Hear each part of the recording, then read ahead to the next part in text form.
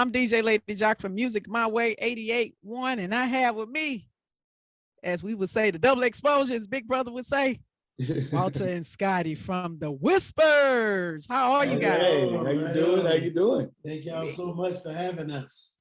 Welcome, welcome. Now tell us about the city and state you guys are from. We're sitting here in Los Angeles, California. That's where we live. The other member lives in Las Vegas, Leaveil. Oh. And but that's not where we were born. We were born in Texas, Fort Worth, Texas. Migrated to LA, Scotty and I, when we were about 4 years old, and been here ever since. And the group started, God, you going on 60 years. 55. You started in 63? That's correct. 64. Right? Actually 64, yeah. Wow. You're going to break the Dale's record, right? Two people that weren't even born. Yeah. Yeah, you know, y'all wasn't even in the world, man. I was here. I was 3 years old. He was. I didn't come to 73. Oh, okay. Yeah, I was here. You just got here. Huh? Yeah, yes. You wasn't walking, I bet you. No, I was running.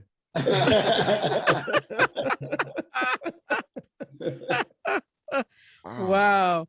So how did you guys all meet up, the group? How did y'all, meet up and where?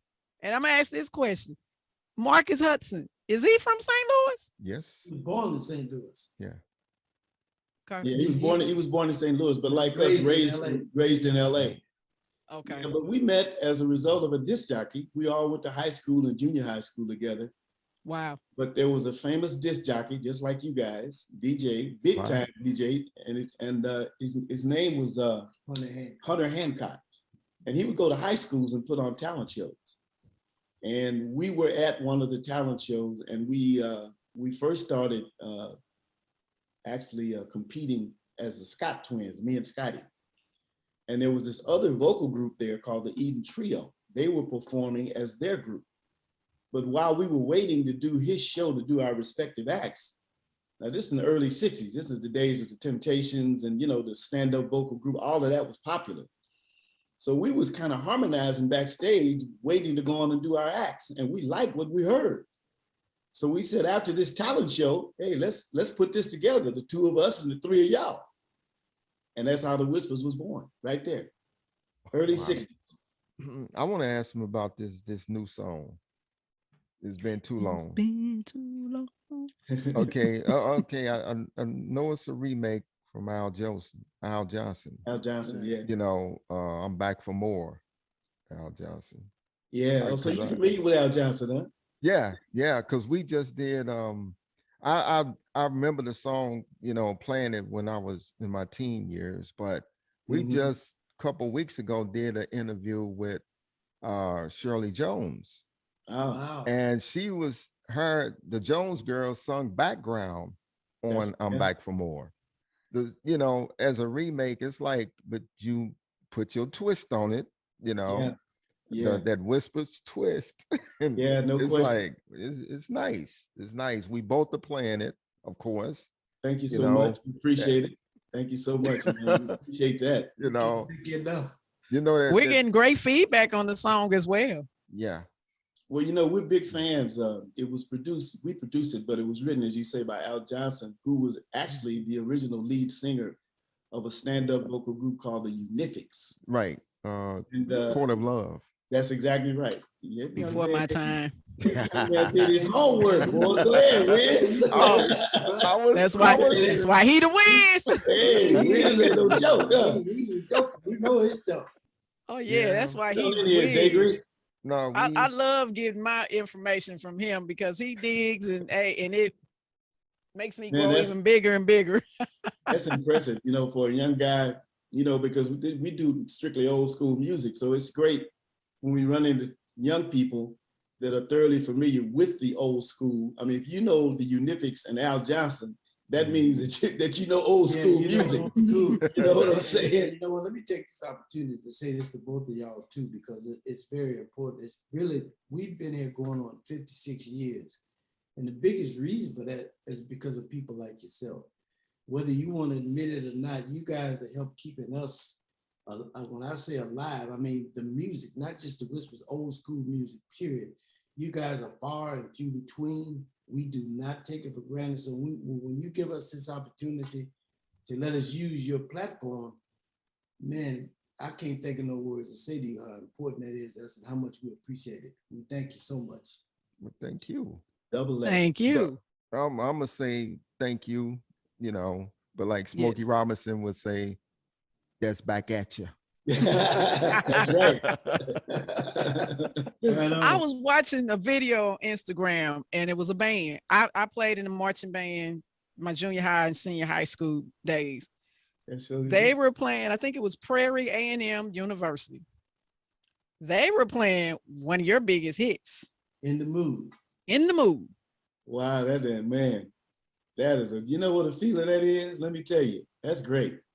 Yeah, that was a compliment within itself. When we let Miss Ballard informed us that was happening, and we were like in shock. She said, wait a minute, one of the greatest bands, these college, yes, especially all them bands out of Florida, they don't be playing. They don't. No, but Prairie, and Prairie is one of the baddest that ever did it, no question. So that was just an extreme compliment. We can't thank them enough. I wish when we were in high school, Scotty was in the marching band. I wasn't. Scotty played drums, but I always wish that the marching bands, boy, let me tell you, there ain't nothing like it. You know what I'm saying? You know what I'm talking about. And I played the saxophone and the clarinet. Oh, so wow. Imagine trying to hold a sax. And do your march. Oh, because you was moving in your band, right? But we was moving. Yeah. We was moving, and it was awesome. It was awesome. So I learned, and actually I still have my alto sax. Is that right? Wow. I'm a little rusty. Oh, but I still got it. Back in the 70s, we used to think you two, I don't know if it's true or not, but we would always say that y'all sung together at the same time. Is that true? Is that true? I thought so too. No, he sung his little bit in the lead, and I sang my little bit in the lead. It sounded like two voices. In person, you'll see that, Well, but the voices are so we got the same voice. So I can understand why a lot of people think we're just singing as one, or better known as unison. But no. And we would, as coming up, we would get into little debates about who was gonna do this lead and that lead, because I wanted to do all the leads and he wanted to do all the leads.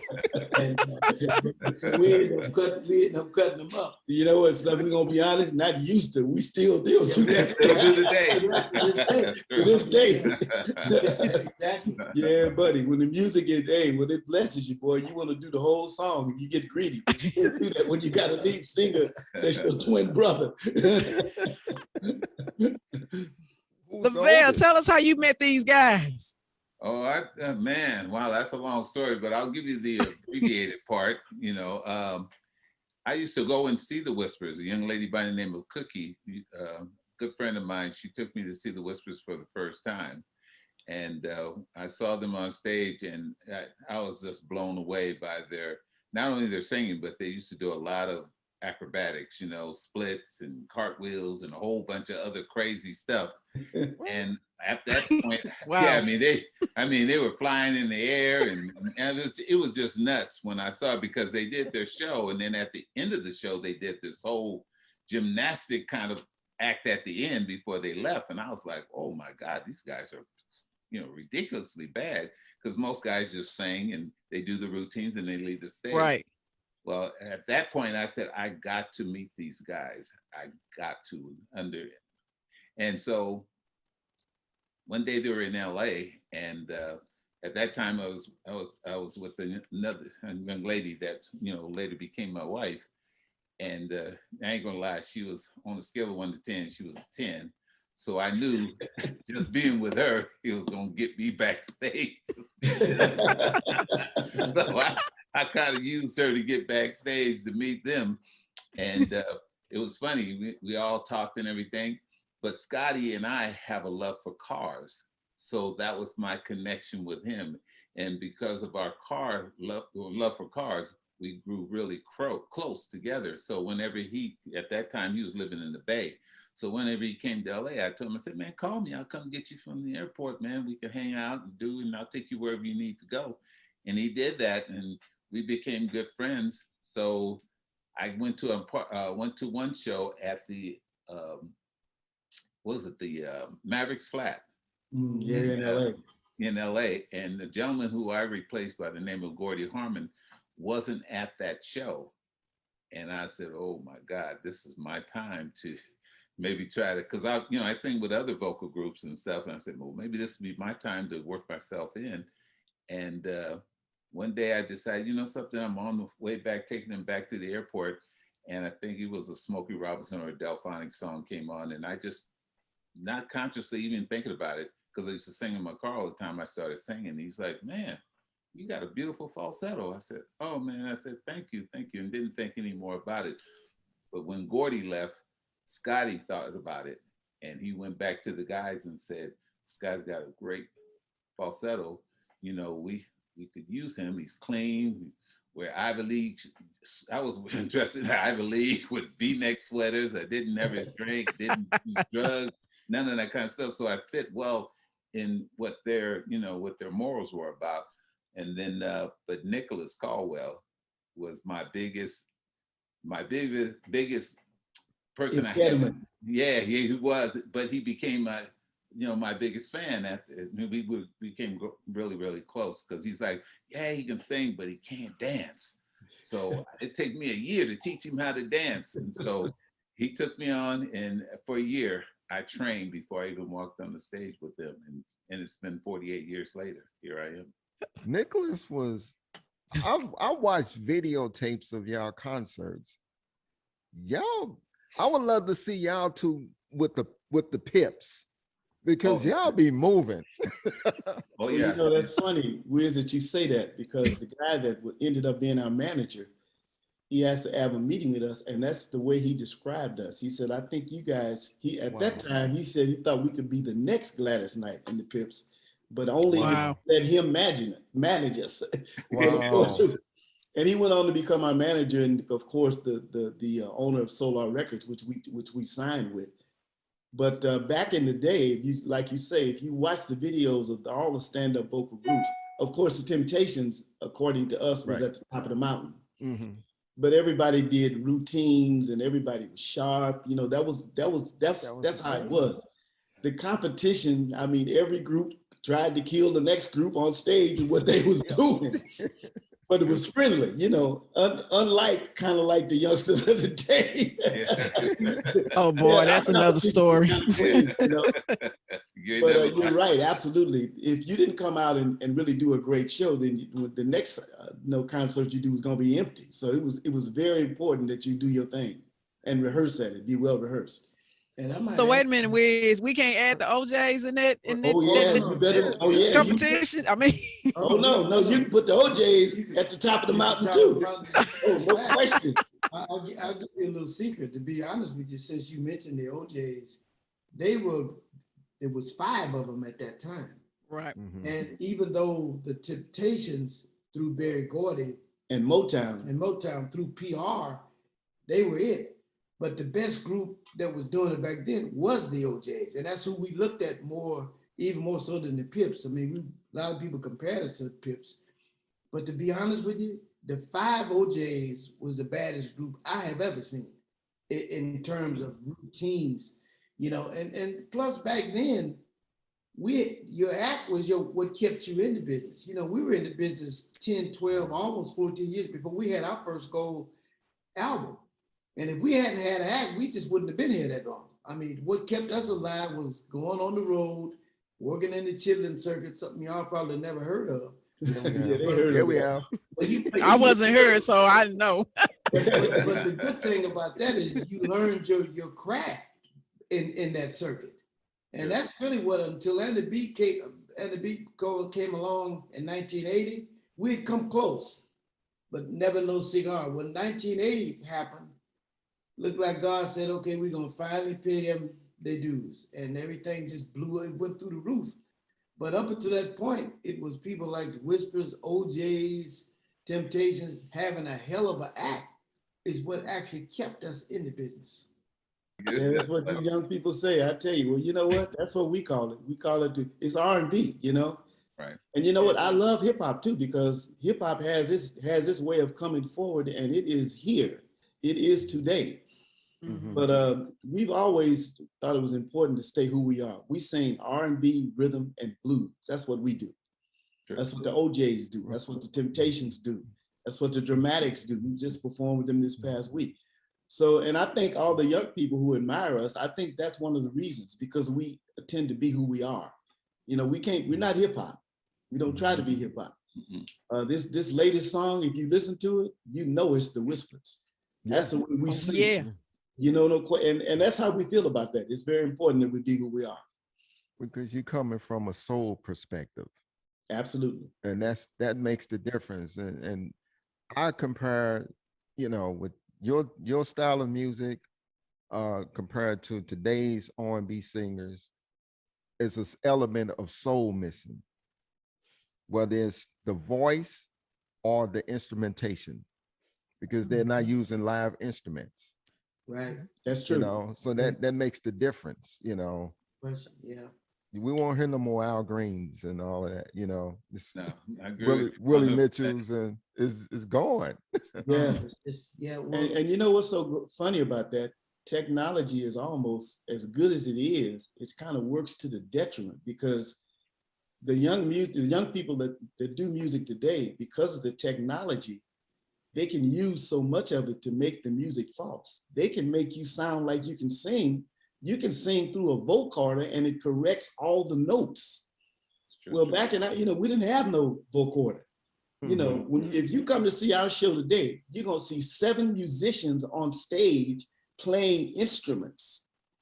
So, but young people today, they play the drum machine, and it's much more convenient. I'll even admit that. But as you say, it's missing that human element. Yes. You know, and without the human element, you can't get no feel. You know what I'm saying? That's the soul. Yeah, that's the soul. so And when I learned that you can really sing through an instrument that can correct your false notes, I said, man, you got to admire that technology. That's doing it. That's doing it. Yeah. But it can't correct the heart. And like my man puts it better to me when he says the soul, that's what's inside of you that comes out. I ain't seen a machine yet that can outdo that. See, that's that real core soul speaking right there. You heard the way he said that? Yeah. I'm taking it from you. I agree with what you said. You call it the soul, and Wallace saying the human element, but see, none of those are machines. Neither one of them phrases is machines. So that's where I'm coming from. And you know, to be honest with you, a lot of there are some new acts now, some young acts that we really admire that bring that element to it, because they really worked on their craft. And there are very few.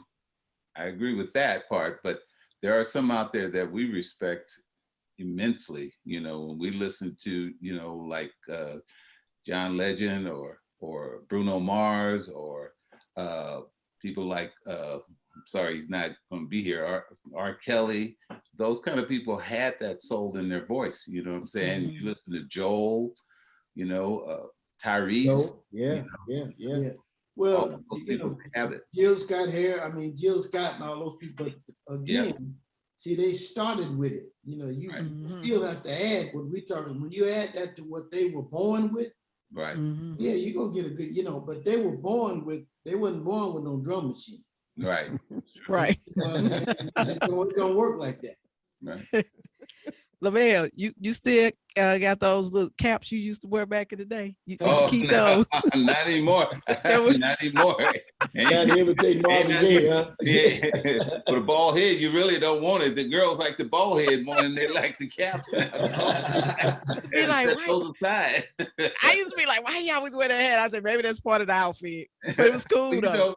You know what made it so cool? Marvin Gaye at the time, that was his thing. That was his thing. It was his thing, and he made it cool. But now I don't even have to worry about that.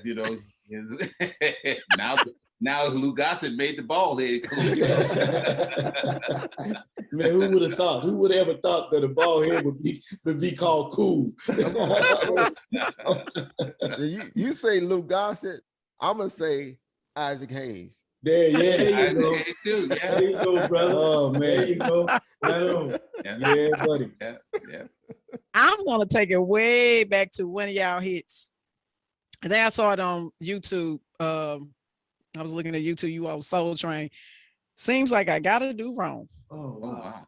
wow. Wow. I wasn't even born yet. I was gonna say you wasn't in the world in, but see, seemed like I gotta do wrong with the record that we put out just before this one. They were one and the same. Back in the day when we released that record, the same thing, I hate to say it, what was going on then is what's going on now. What I mean by that, we were being mistreated. We've been mistreated as far as I'm concerned, as long as we've been here. But it was sometimes it's, You mean as a people? I'm You talking talking as a about? People. Yeah. So when you say seems like I got to do wrong, and then when you see when you hear the record, how long that we just released, they're both one and the same. Seemed like was saying, seemed like I got to do wrong before they notice me. And how long is like, how long do we have to put up with this BS? Black people dying right in front of us on who would have, could you have, they used to at least hide the hangings. You know, this hanging here was like, hey, look at this. Slavery is great, isn't it? You know, that sort of thing. So Yeah. that's why we came with that. And that's what Seems Like was about. And this was back in 1972, if you can believe. Oh, Man, I was born a year later. Yeah. Yeah, but that was a message-oriented song that was asking the question about why aren't we noticed? You know, do I have to do something wrong or cause a riot for you to really do I have to make a noise for you to notice me? And we are so proud of being able to really do that kind of music, because you need to ask that question right now, right today in 2021. How long are we going to continue to have to put up? That's why you got to vote. I mean, not to get it into politics, but you got to get involved, and then you won't have to say how long. Yeah, you all had some very. No, just finally. You all had some very inspirational songs, just like Seems Like I Gotta Do Wrong. How Long and Olivia. Right. Olivia, that's a true story. Message. Yeah, Olivia, Message. you know, she lives today. That's a true song. Olivia lost it turned out. I could tell you about Olivia. Because I've DJ'd the soul concerts that you do Thanksgiving. And I'm standing on the side, and when you do Olivia, I actually get mad because I don't hear the whole song. Oh man, I be like, oh man. I had to say, I'm like, oh, you want to hear the whole story. Olivia is a major hit. You know, major hit. That's one of the biggest complaints that we've gotten, and because you know, when we tend to forget it, I plead guilty to this. And we talk amongst ourselves, we realize, well, maybe not, you guys really are a little too young. You don't realize people have been listening to your songs in their homes 30, 40 years. So they know, you know, if you leave out a verse or you leave out a bridge, that's what you're talking about, brother. When you stand on the side, wait a minute, what happened to the bridge? I love the song, but they done left out the bridge. And what happened? A second verse. Yeah. But it is, and it's not an excuse. I'm being honest. What I say to you is because we're blessed to have as many hits as we have, but that's one of the biggest problems. Something got to be cut somewhere. Yep. And a lot of times we have made bad choices. See, what you talking about, that was a bad choice. Olivia don't need to be cut. But hey, all I can tell you is that we're gonna correct it. I understand, because you're on the time thing and you do have so many hits. And you're trying to give something to everybody, you know. But Olivia is one of them St. Louis anthems. No question. You can go in a lounge, a club, and anywhere in St. Louis, and somebody gonna be playing Olivia. Right. One of the DJs gonna be playing that. And see, we were skate ring DJs, so it was highly requested, especially on the old school night. It was like everybody, as soon as it come on, all they hear that bass was doom, doom, and like, oh, here you go. They on the floor. They on the floor. What a blessing, man. Boy, that's a great blessing there, brother. Yeah, we got extended. Yeah. Y'all's on solo records. I mean, y'all with Dynasty, Climax, Midnight Star, Lakeside. Lakeside, Shalimar. Shalimar. Was the Man, deal on there? Yeah, Yeah, they came Little later. bit. Yeah, They- Okay. Babyface, L.A. Reid. That's Yeah, where Rocksteady came from. Yeah. right. Oh, Yeah, okay. Kenny Edmond Kenny.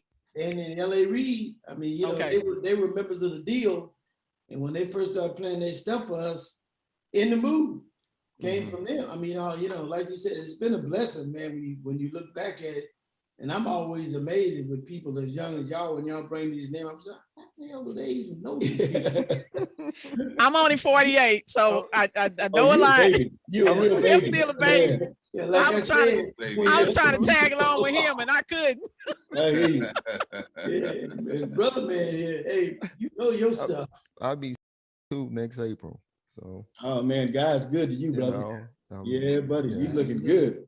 Thank you. Y'all are too. And speaking of April, next April will be my first year wedding anniversary. Oh, This that's past, great, man. thank you. Our first dance was off of Only You. Wow. Oh wow. My jam. I was singing the Man, whole time while they was wow, dancing. man. See, you know that's another Al Johnson song, don't you? Yeah. Yeah. Yeah, Yeah. man. Boy, what a great, Yeah. oh man, that's wonderful, 1 brother. year. Yeah. Wow. Congratulations, man. There's probably no place on earth that you haven't performed. How do you see your reception in America as overseas, over in, let's say, Europe or Yeah, Asia? Is how different is it? it's really quite different. Yeah. When you're in Asia, the Japanese in particular, when they listen to your song in concert, you will almost think that they don't like your song because it's so quiet. You know, and when you It's come the to St. culture. Louis Yeah. and you sing In the Mood and Olivia, St. Louis gonna let you know while you singing the song how they feel about it. Mm-hmm. The Japanese don't say a word. You go to Tokyo Till and it ends. until it ends, and then when it They ends, go crazy. they go crazy. So and the same thing in European countries. I mean, you go to Amsterdam, England, they are into the older, the better. They appreciate how the ancient, the older part of your career. They're not into the Say latest. ancient. Did you Yeah. say ancient? When really, that ancient means a lot to them. I mean, even their homes, they don't even like a home that looks like it's brand new. They want a home that looks like it was built in 1600. So that's the way it is, a different way. But you know, us black people in particular, there's nobody in the world like black people when they listen to the music that they love. When you go to the Apollo Theater, you come to St. Louis, you go to Chicago, black people party right there with you. In fact, you almost don't have to sing the song. They can sing it for you. Yeah. Yeah. The So other that's the side of difference that, all over the world. Even other with the side of wrong that- words. the other Yeah. side of that is that, you know, when you're in those foreign countries like that, what I can appreciate about them, and the Whispers as well, is the fact that they know your history Yeah. and they relish in your history. You go over there. We went to Japan. They could tell you when your first child was born, what day it was born on. I mean, they know who you married to. I mean, they know your first record, who sang it, who produced it. They really delve into the history. Whereas, you know, here in the United States, we lose a lot of our history because we don't relish our veterans or the people that paved the way.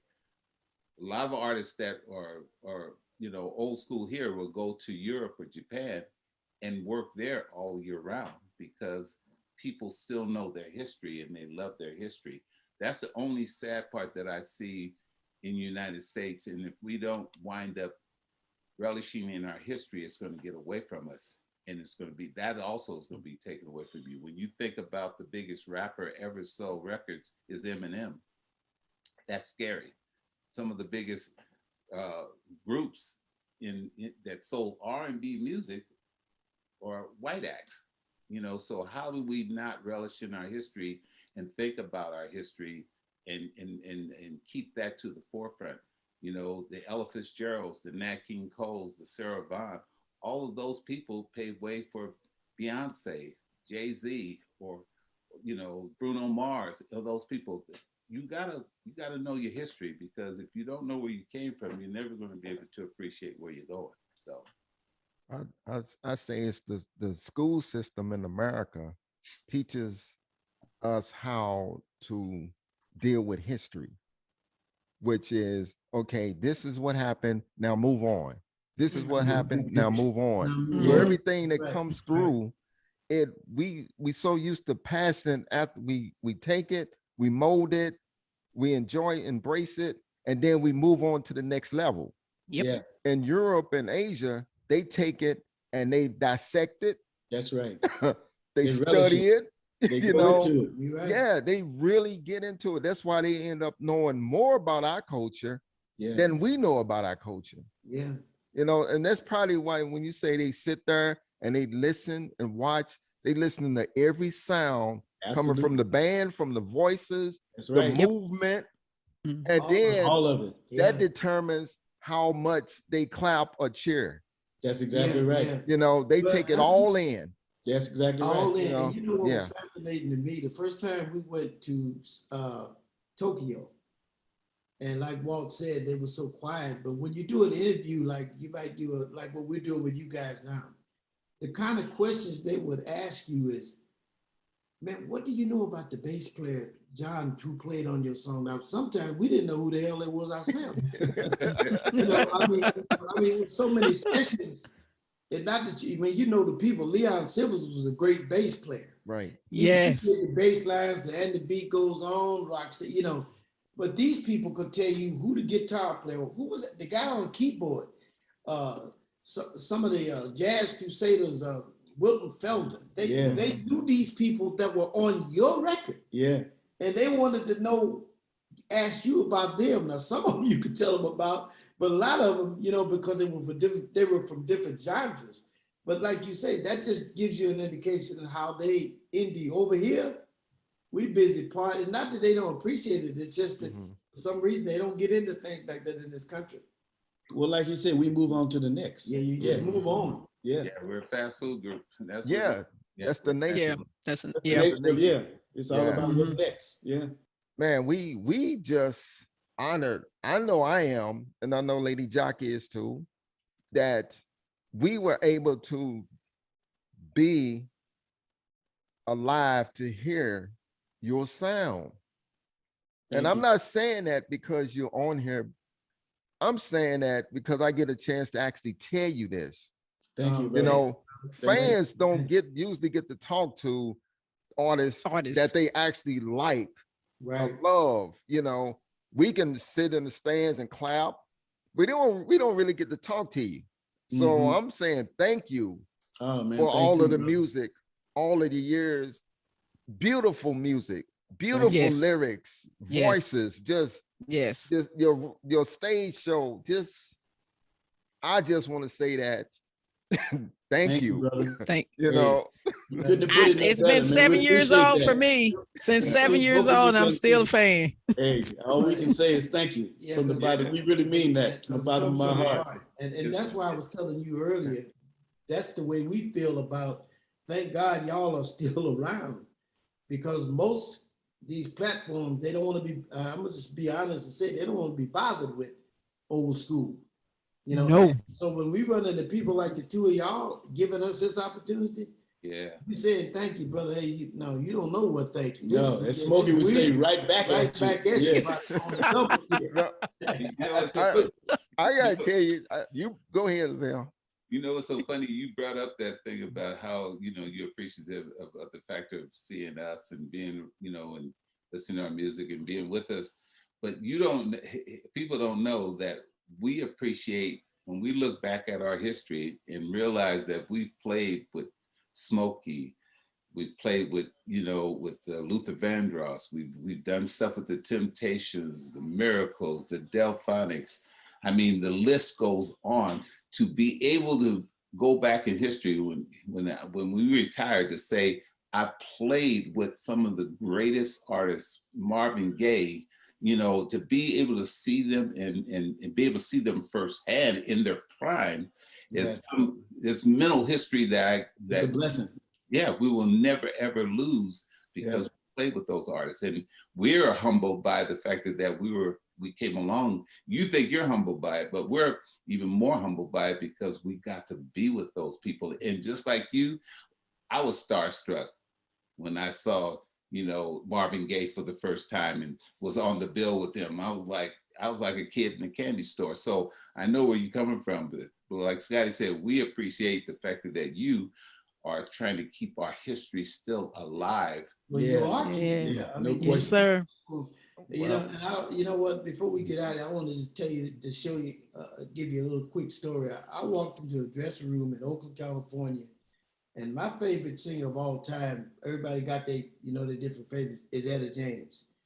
And I walked into a dressing room, there she sat, and I could have peed right there. Excuse my French, but I know how you feel.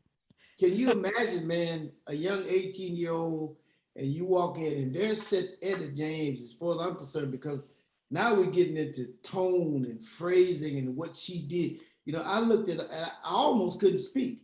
But like Leaveil said, I now realize, I didn't know it then, that was a blessing to even get to know, and I later got to know her and work with her and stuff. But the first night I saw her, man, I could have dropped in my spot. And we gonna be there Saturday because we gonna see y'all. All right, We're looking gonna see forward y'all to before it. y'all perform. And we ain't gonna be cross. We ain't gonna be cross-eyed and see both of you. All right, Wade, we're looking forward to seeing both of you. Can't wait. Thank you. I'm excited. I'm just happy for this. Tell Miss Ballard she get a big hug. I will tell her. Sure will, Yes. definitely. Yes. Absolutely. So, hey guys, once again, thank you guys so much. So much. We appreciate it from the bottom of our heart. We don't take it for granted. For sure. All right, y'all. Y'all take it Thank slow. you so much. All Thank you. right. All right. All Thank right. you. Thank Okay. you.